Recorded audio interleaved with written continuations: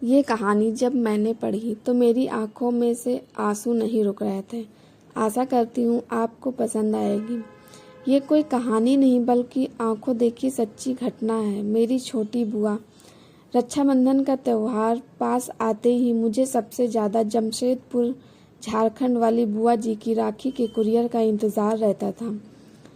कितना बड़ा पार्सल भेजती थी बुआ जी। तरह तरह के विदेशी ब्रांड वाले चॉकलेट, गेम्स, मेरे लिए कलरफुल ड्रेस, मम्मी के लिए साड़ी, पापा जी के लिए कोई ब्रांडेड शर्ट। इस बार भी बहुत सारा सामान भेजा था उन्होंने। पटना और रामगढ़ वाली बुआ, दोनों बुआ जी ने भी रंग बिरंगी राखियों के साथ बहुत सारे गिफ्ट्स भेजे थे। बस रोहतास वाली जया बुआ की राखी हर साल की तरह एक साधारण से लिफाफे में आई थी। 5 राखियां कागज के टुकड़े में लपेटे हुए, रोली चावल और 50 का एक नोट। मम्मी ने चारों बुआ जी के पैकेट डाइनिंग टेबल पर रख दिए थे ताकि पापा ऑफिस से लौटकर एक नज़र अपनी बहनों की भेजी राखियां और तोहफे देख लें। पापा रोज की तरह आते ही टेबल पर लंच बॉक्स का थैला और लैपटॉप की बैग रख कर सोफे पर पसर गए थे।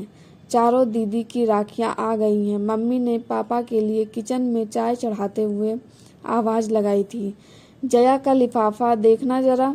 पापा जया बुआ की राखी का सबसे ज़्यादा इंतज़ार करते थे और सबसे पहले उन्हीं की भेजी राखी कलाई में बांधते थे। जया बुआ सारे भाई बहनों में सबसे छोटी थी, पर एक वही थी जिसने विवाह के बाद से शायद कभी सुख नहीं देखा था। विवाह के तुरंत बाद देवर ने सारा व्यापार हड़प कर घर से बेदखल कर दिया था।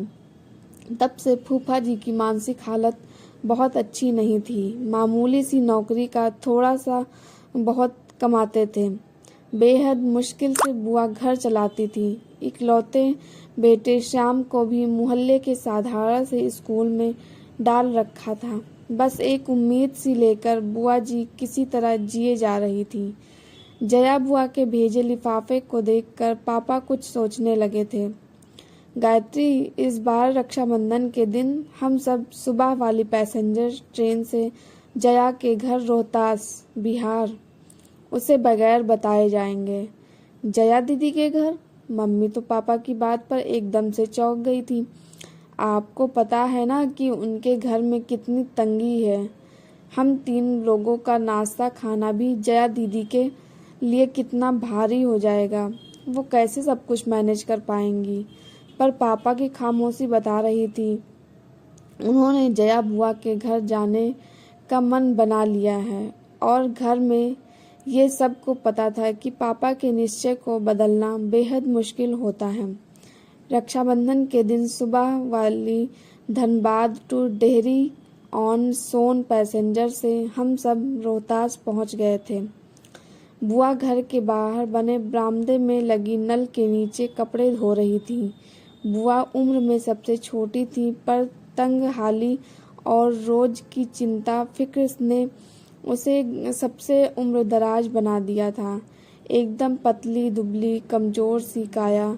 इतनी कम उम्र में चेहरे की त्वचा पर सिलवटें साफ दिख रही थी। बुआ की शादी का फोटो एल्बम मैंने कई बार देखा था। शादी में बुआ की खूबसूरती का कोई जवाब नहीं था। शादी के 11 वर्षों की परेशानियों ने बुआ जी को कितना बदल दिया था। बेहद पुरानी घिसी सी साड़ी में बुआ को दूर से ही पापा मम्मी कुछ क्षण देखे जा रहे थे। पापा की आंखें डबडबा सी गई थीं। हम सब पर नज़र पड़ते ही बुआ जी एकदम चौंक गई थी। उन्हें समझ नहीं आ रहा था कि वो कैसे और क्या प्रतिक्रिया दे। अपने बिखरे बालों को संभाले या अस्त व्यस्त पड़े घर के दुरुस्त करें। उसके घर तो वर्षों से कोई मेहमान नहीं आया था। वो तो जैसे ज़माने पहले भूल चुकी थी कि मेहमानों को घर के अंदर आने को कैसे कहा जाता है। बुआ जी के बारे में सब बताते हैं कि बचपन से उन्हें साफ सफाई और सजने संवरने का बेहद शौक रहा था, पर आज दिख रहा था कि अभाव और चिंता कैसे इंसान को अंदर से दीमक की तरह खा जाती है। अक्सर बुआ जी को छोटी मोटी ज़रूरतों के लिए कभी किसी के सामने तो कभी किसी के सामने हाथ फैलाना होता था। हालात ये हो गए थे कि ज़्यादातर रिश्तेदार उनका फ़ोन उठाना बंद कर चुके थे।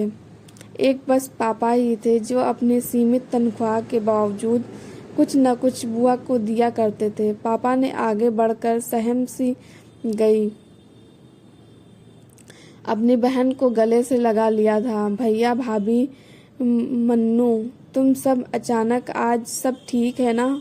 बुआ ने कांपती सी आवाज़ में पूछा था।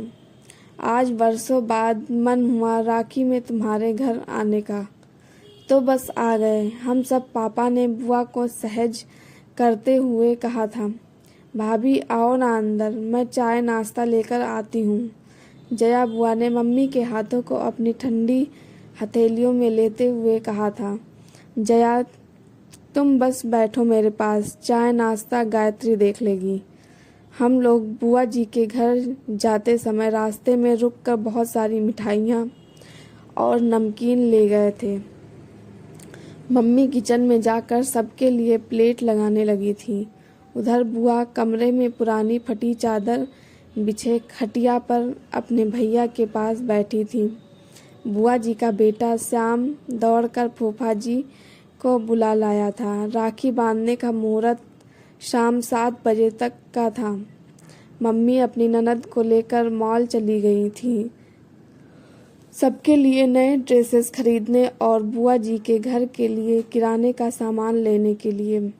शाम होते होते पूरे घर का हुलिया बदल गया था। नए पर्दे, बिस्तर पर नई चादर, रंग बिरंगे डोरमेट और सारा परिवार नए ड्रेस पहनकर जच रहा था। न जाने कितने सालों बाद आज जया बुआ की रसोई का भंडार घर लबालब भरा हुआ था। धीरे धीरे एक आत्मविश्वास सा लौटता दिख रहा था बुआ के चेहरे पर। सच तो ये था कि उसे कभी भी सब कुछ स्वप्न सा लग रहा था। बुआ जी ने थाली में राखियां सजा ली थी, मिठाई का डब्बा रख लिया था।